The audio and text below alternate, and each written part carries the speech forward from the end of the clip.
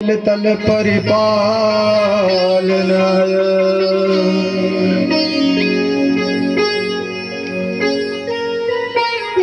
ऋषभ देव के पुत्र भरत हैं। ऋषभ देव इनके पिता थे भरत जी के।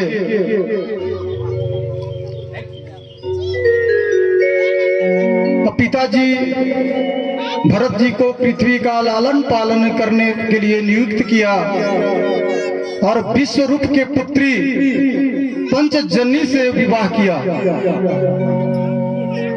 और उससे 5 पुत्र हुए। एक सुमति, दूसरा राष्ट्रभृत, तीसरा सुदर्शन और चौथा आवरण। ध्यान दीजिएगा। 5वां धूम्रकेतु। भरत ने अपनी प्रजा का पालन पुत्रवत किया। महाराज भरत ने सदाचारयुक्त जीवन यापन किया और अनेकों यज्ञ किए। वे सभी कर्मों को भागवत में अर्पण करते हुए करते थे। जिस तरह आज कल हम कथा किए और कथा को हम भगवान को ही भेंट कर दिए। आज का प्रभु जितना भी कथा था हम आपको समर्पित करते हैं, क्योंकि जो कुछ भी है किसका है? परमात्मा का है। तेरा तुझको अर्पण, तेरा तुझको अर्पण, आगे तेरा। ओम जय जगदीश।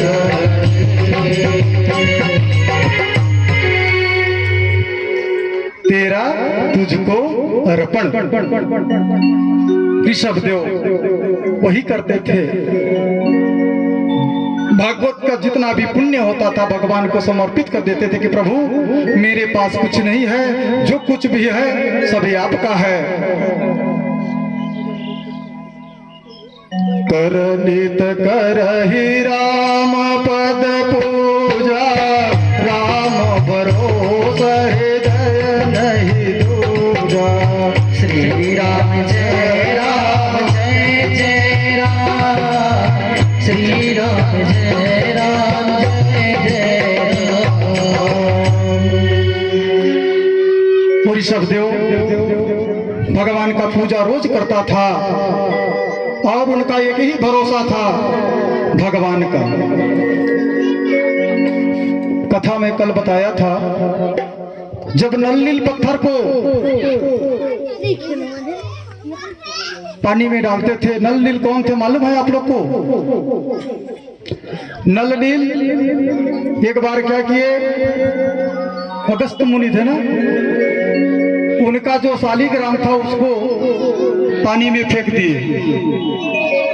तो उन्होंने उनको श्राप दिया था कि जो कुछ भी तुम पानी में डालोगे वो कभी डूबेगा नहीं।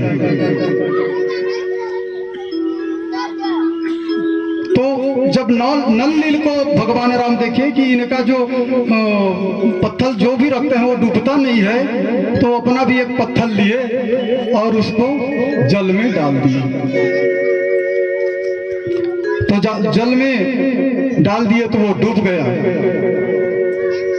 तो हनुमान जी से पूछते हैं कि ये नल नील जो मेरे वो पत्थर में राम नाम जो लिखा हुआ है, वो राम नाम में तो इतना शक्ति है कि वो ऊपर आ जाता है, लेकिन जब मैं स्वयं पत्थर को छोड़ता हूं तो क्यों डूब जाता है?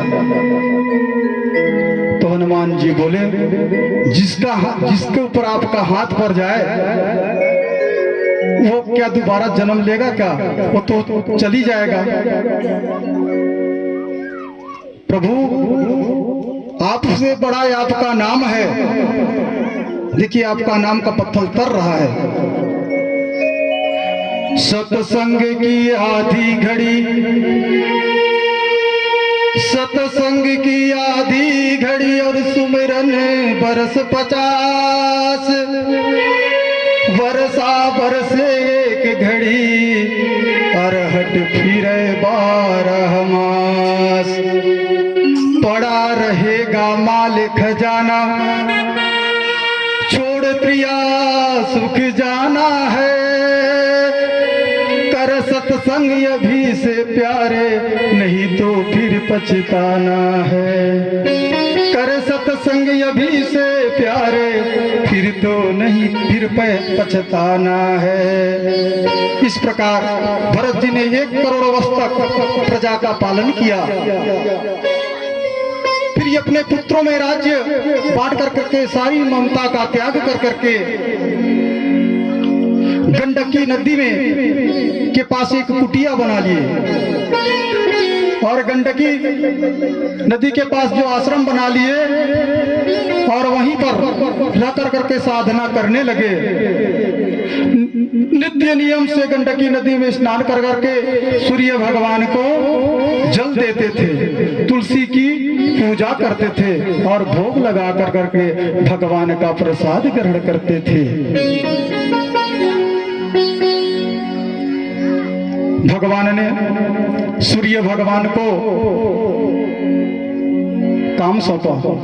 कौन? परम पिता परमात्मा नारायण ने। देखो, तुम संसार वासियों को प्रकाश देना, ताप देना, उसके बदले में मनुष्य तुमको 1 लोटा जल प्रदान करेंगे। कितने लोग सूर्य देवता को जल चढ़ाते हैं? हाथ खड़ा कीजिए। रोज स्नान करने के बाद हर व्यक्ति को तुलसी में 1 लोटा जल और सूर्य देवता को देना चाहिए। सूर्य रासे सहस्रासे तेजो रासे जगत पत्ते अनुकंप्यामा भक्त्या गृहाणार्धम दिवाकर। कुछ मंत्र नहीं आता है तो 5 बार ओम सूर्याय नमः, ओम सूर्याय नमः, ओम सूर्याय नमः। गुरु मंत्र नहीं लिए हो, कोई जरूरी नहीं है कि वो मंत्र लिया है तो तुलसी सूर्य देवता को जल देता है, वो गुरु मंत्र लिया है तो तुलसी में जल देता है। जो मंत्र बता रहा हूँ इसी से कम 1 बार हमारा फर्ज बनता है। अगर 10 दिन 1 महीना सूर्य देवता ना उगे तो हमारी क्या स्थिति हो जाएगी? जिंदा रहेंगे क्या हम? वो हमारे लिए तप रहे। चंद्रमा शीतल प्रदान करती है, सदैव हमें शीतलता प्रदान करती है।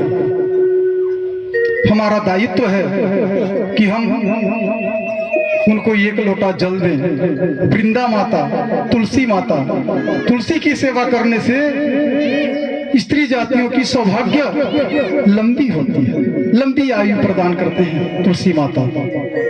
केवल रविवार के दिन तुलसी में जल नहीं चढ़ाना चाहिए क्योंकि वो व्रत में रहती है और उस दिन पूजा करेंगे तो उनका व्रत भंग हो जाएगा।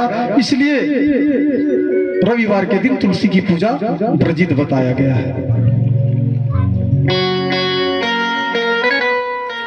अच्छा, कल से कौन कौन सूर्य नारायण में जल चढ़ाएंगे? एक बार हाथ खड़ा कीजिए। चढ़ाएंगे? चढ़ाएंगे? आप लोग नहीं चढ़ाएंगे?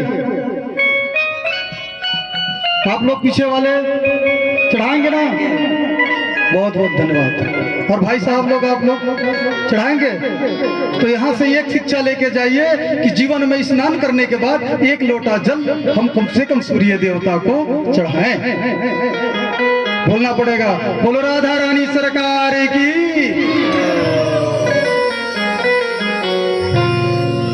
आदिदेव नमस्तुभ्यं प्रसिद्ध मम भास्कर दिवाकर नमस्तुभ्यं प्रभाकर नमस्तुते। और एक दीपक शाम के समय तुलसी माता में चढ़ा देना चाहिए। अगर गुरु मंत्र नहीं लिए है तो कुआं के पास ही एक गमला में तुलसी लगा लीजिए। हम ये नहीं कहते कि आप लोग गुरु मंत्र लो। जिस दिन भगवान आपको सद्बुद्धि देगा उस दिन आप गुरु मंत्र किसी गुरु से लेकर करके भक्ति प्रारंभ कर देना। लेकिन मैं ये बीज बो के जा रहा हूँ, हो सकता है आज इस कथा से 5 व्यक्ति भी मेरे नियम का पालन करेंगे तो यह भागवत साकार हो जाएगा। बोलो श्रीमद् भागवत महापुराण की जय। मैं चाहता हूं भगवान मेरा कथा वहां लगे जहां पर सबसे खराब हो, जहां की संस्कृति सबसे ज्यादा खराब हो, वही मेरा कथा लगे। कम से कम वहां जाकर करके उनको समझा दें। जहां स्वयं प्रकाश है वहां दीपक जलाने से कोई फायदा नहीं। बल्ब जल रहा है तो वहां मिट्टी का दिया जला देंगे तो क्या मतलब होगा? कोई मतलब होगा? लेकिन जहां ये अंधकार है वहां दीपक जलाएंगे तो कोई उस मार्ग में चलेगा तो उसको प्रकाश मिलेगा। मैं चाहता हूं कि जहां ये अंधकार हो वही ही मेरा कथा लगे। बोलो श्रीमद् भागवत महापुराण की। दीपक जलाने का मंत्र याद कर लेना, नहीं तो मेरे महाराज लोगों से लिखवा लेना, वो लिख के दे देंगे, कोई दिक्कत नहीं है। दीप ज्योति परम ब्रह्मा, दीप ज्योति जनार्दन, दीपो हरतु मे पापम, दीप ज्योति नमस्तुते। दीप जलाने के बाद इस मंत्र को अगर बोल देगा तो लाखों पाप तुम्हारा कट जाएगा, मैं आज गारंटी देता हूं। हमारे अंधकार को दूर करेगा, इसलिए दीप जलाना चाहिए। ज्योतिष ज्योति जगाते चलो, ज्योतिष ज्योति जगाते चलो, प्रेम की गंगा बहाते चलो, प्रेम की गंगा बहाते चलो। ज्योतिष ज्योति जगाते चलो, ज्योतिष ज्योति जगाते चलो, प्रेम की गंगा बहाते चलो, प्रेम की गंगा बहाते चलो। और स्वयं भी दीप प्रज्वलित करो और अपने मित्र को भी बोलो, बहन ये कार्य को कर लो, घर में सुख शांति प्रदान होगी। एक दिन मैं अपने ससुराल में गया था, वहां के सचिव महोदय, उनके यहाँ एक कूलर था और कूलर में भूत चिल्लाता था और रात भर वो लोग सोते नहीं थे, कभी साबर में मारते थे कूलर को, कभी डंडा से कुरचते थे, लेकिन जो सोते थे फिर से वो चिल्लाना प्रारंभ कर देता था। संजोग बस मैं वहां ससुराल में गया था और वो व्यक्ति मेरे पास आया, बोला कि महाराज हम रात भर सोए नहीं है, क्योंकि वहां मंदिर था, एक प्राण प्रतिष्ठा में करवाया था शिव जी का। तो आइए तो मेरे यहाँ थोड़ा सा देख दीजिएगा कुछ कुछ। मैं गया, पक्का का घर बनवाया था 10 लाख रुपया का।